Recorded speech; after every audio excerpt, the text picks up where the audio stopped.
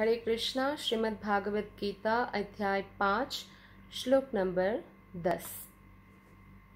ब्रह्मण्याधाय कर्माणि संयत्यक्त्वा करोति यः लिप्यतेन स पापेन पद्मपत्रामिवाम्भसा।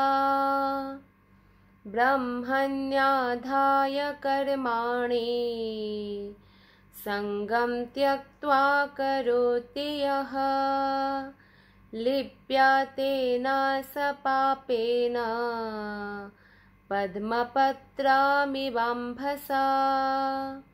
अनुवाद तात्पर्य श्रील प्रभुपाद के द्वारा। श्रील प्रभुपाद की जय। अनुवाद। जो व्यक्ति कर्म फलों को परमेश्वर को समर्पित करके आसक्ति रहित होकर अपना कर्म करता है, वह पाप कर्मों से उसी प्रकार अप्रभावित रहता है जिस प्रकार कमल पत्र जल से अस्पृश्य रहता है। तो इस श्लोक में भगवान श्री कृष्ण बहुत सुंदर उदाहरण देते हैं कमल पत्र का। बहुत सुंदर एनालॉजी है समझने के लिए कि एक आसक्ति रहित व्यक्ति जो कृष्ण के प्रति समर्पित रहता है और किसी भी चीज़ के प्रति वो आसक्त नहीं रहते, भौतिक वस्तुओं के प्रति, वो इस संसार में रहते हुए भी कैसे समस्त बंधनों से मुक्त रहता है, कैसे पाप कर्मों से मुक्त रहते हैं। तो कैसे कृष्ण कहते हैं कि जिस प्रकार कमल पत्र, कमल का जो फूल है उसका जो पत्ता है वो पानी में तो रहता है लेकिन पानी उसे टच नहीं कर पाते। अगर आप पत्ता को ऐसे उठाएंगे तो हमेशा सूखा ही मिलता है।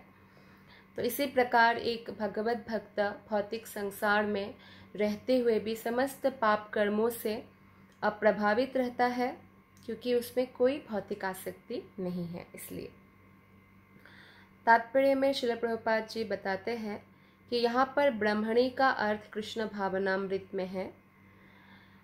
कैसे रहना है हमें? ब्रह्मणी यानी कृष्ण भावनामृत में हमेशा रहना है, चाहे परिस्थिति कैसी भी हो। यह भौतिक जगत प्रकृति के 3 गुणों की समग्र अभिव्यक्ति है जिसे प्रधान की संज्ञा दी जाती है। ये जो होता है 3 गुण, सतोगुण, रजोगुण, तमोगुण, यही 3 गुण जो है भौतिक जगत में प्रधान है और समस्त जीवात्मा जो बद्ध जीवात्माएं हैं इन तीनों गुणों में ही नाच रहे हैं। कभी उन पर रजोगुण हावी होता है तो कभी तमोगुण तो कभी सत्वगुण। तो ये तीनों गुणों के बारे में बताते हैं। मांडुक्य उपनिषद 2 में बताया गया है वेद मंत्र सर्वम ह्येतद् ब्रह्म, और मुंडक उपनिषद 1.2.10 में बताया गया है तस्मात् एतद् ब्रह्म नाम रूपमन्नं च जायते, तथा भगवत गीता में भी 14वां अध्याय के 3रे श्लोक में भगवान कहते हैं मम योनिर्महद् ब्रह्म, से प्रकट है कि जगत की प्रत्येक वस्तु ब्रह्म की अभिव्यक्ति है। भगवान श्री कृष्ण की ही सब कुछ है, हमारा कुछ भी नहीं है। तो जब हम कहते हैं ना कि भगवान ने मुझसे ये छीन लिया वो छीन लिया, भगवान ही हमें देते हैं, भगवान छीनते नहीं हैं, वो भगवान की ही है। हमें भगवान को ही अर्पित करना चाहिए, भगवान की ही सेवा में लगाना चाहिए। भगवान समस्त जीवात्माओं के प्रति बहुत दयाद्र है, दयालु है, और इसीलिए जैसे ही कोई जीवात्मा कृष्ण की ओर मुड़ता है कृष्ण उनको बुद्धि देते हैं ताकि वो भगवान तक पहुंच सके। कृष्ण प्रेम जो है हमारे हृदय में है क्योंकि हम जीवात्मा हैं, कृष्ण के अंश है, तो सुप्त अवस्था में है और कृष्ण के अंदर भी हमारे प्रति प्रेम है, हर एक आत्मा के प्रति, क्योंकि वो हमारे अंशी है ना, हम उनके अंश हैं। तो प्रेम तो है लेकिन इस प्रेम को जागृत करना है।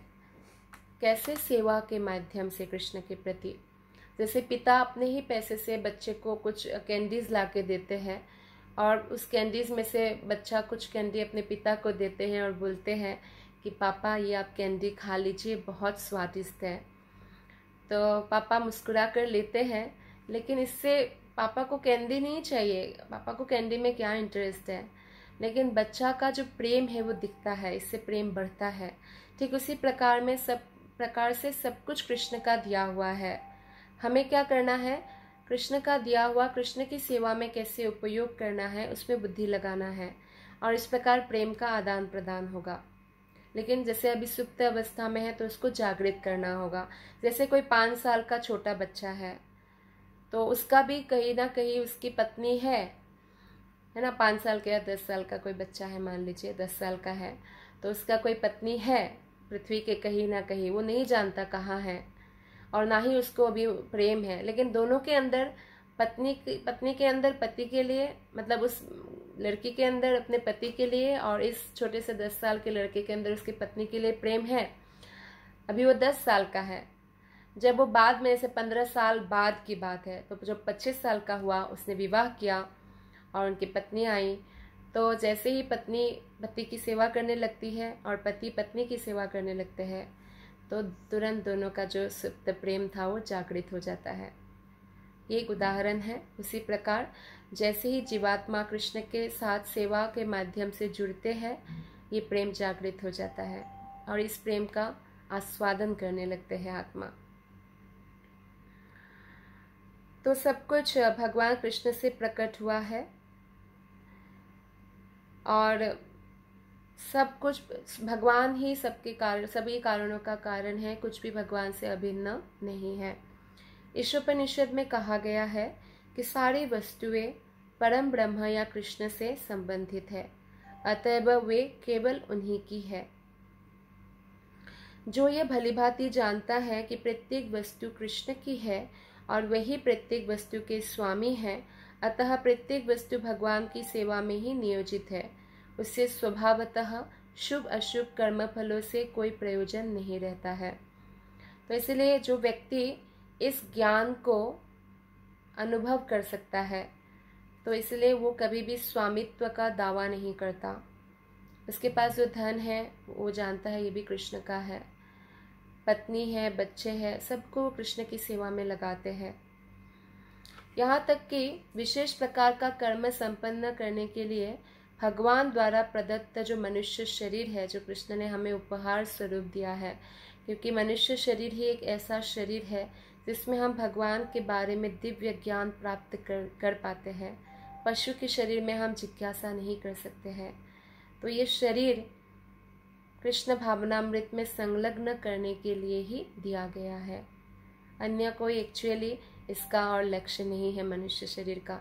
इसलिए कोई मनुष्य शरीर प्राप्त होने के बावजूद अगर इंद्रिय तृप्ति में लगा रहता है और भगवान के बारे में जानने का प्रयास नहीं करता, तो फिर उनका जीवन ऐसे ही नष्ट हो जाता है।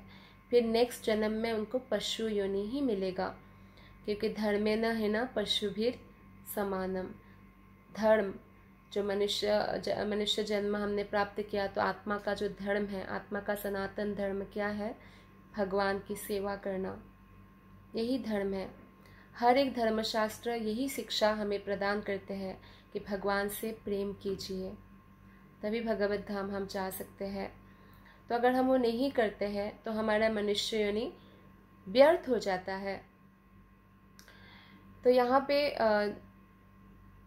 बताया गया है कि तब यह पाप कर्मों के कलमश से वैसे ही परे रहता है जैसे कि कमल पत्र जल में रहकर भी भीगता नहीं। अगर हमने दिव्य ज्ञान को प्राप्त कर लिया, भगवत गीता का अध्ययन किया, आज विश्व में लगभग समस्त लैंग्वेज में भगवत गीता का जो है श्रील प्रभुपाद का तात्पर्य मौजूद है, तो इस तात्पर्य को कोई अगर एक बार भी पढ़ ले, उनका जीवन संपूर्णतः बदल जाएगा। तो हम लोग कितना कुछ हिंदी नॉवेल, इंग्लिश नॉवेल, ये सब लोग पढ़ते रहते हैं और डेली कितना समय लगाते हैं न्यूज़पेपर पढ़ने में। तो अगर वो कुछ दिन लगा दे, कुछ महीना लगा दे तो भगवत गीता को पढ़ने में, तो कितना सुंदर उनका जीवन हो जाएगा। ऑटोमेटिकली उनको पता चलेगा, क्योंकि ये दिव्य ज्ञान है ही ऐसा, किसी को भी पवित्र कर देता है। बस हमारे अंदर श्रद्धा होना चाहिए और हमें ध्यान पूर्वक इसके बारे में श्रवण करना चाहिए। भगवत गीता 3.30 श्लोक में भी कहते हैं, मयि सर्वाणि कर्माणि संन्यस्य, संपूर्ण कर्मों को मुझे यानी कृष्ण को समर्पित करो। तात्पर्य यह है कि कृष्ण भावनामृत विहीन पुरुष शरीर एवं इंद्रियों को अपना स्वरूप समझकर कर्म करता है, किंतु कृष्ण भावना भावित व्यक्ति यह समझकर कर्म करता है कि यह देह कृष्ण की संपत्ति है, अतः इसे कृष्ण की सेवा में प्रवृत्त होना चाहिए। ये चेतना में बहुत अंतर होता है। एक भौतिकतावादी व्यक्ति सोचता है कि मैं ये मन हूँ, मैं ये इंद्रियाँ हूँ, लेकिन एक व्यक्ति जो भगवत गीता का जिसको ज्ञान है, जिसने पढ़ा है, सुना है भगवत गीता, तो वो जानता है कि वो शरीर नहीं है, आत्मा है। और ये जो मन, बुद्धि, अहंकार, ये सूक्ष्म शरीर है, जो आत्मा के ऊपर एक और शरीर है, सूक्ष्म शरीर, मन, बुद्धि, अहंकार, जो सॉफ्टवेयर जैसे होता है वैसा, इसको आप टच नहीं कर सकते पर पूरा फंक्शन वो चला रहे हैं। और ये सूक्ष्म शरीर भी जीवित इसलिए है क्योंकि आत्मा है जो कारण शरीर है, जो सूक्ष्म शरीर का भी कारण है। और आत्मा भी कुछ कर पाते हैं क्योंकि उनके अंदर परमात्मा है, कृष्ण है।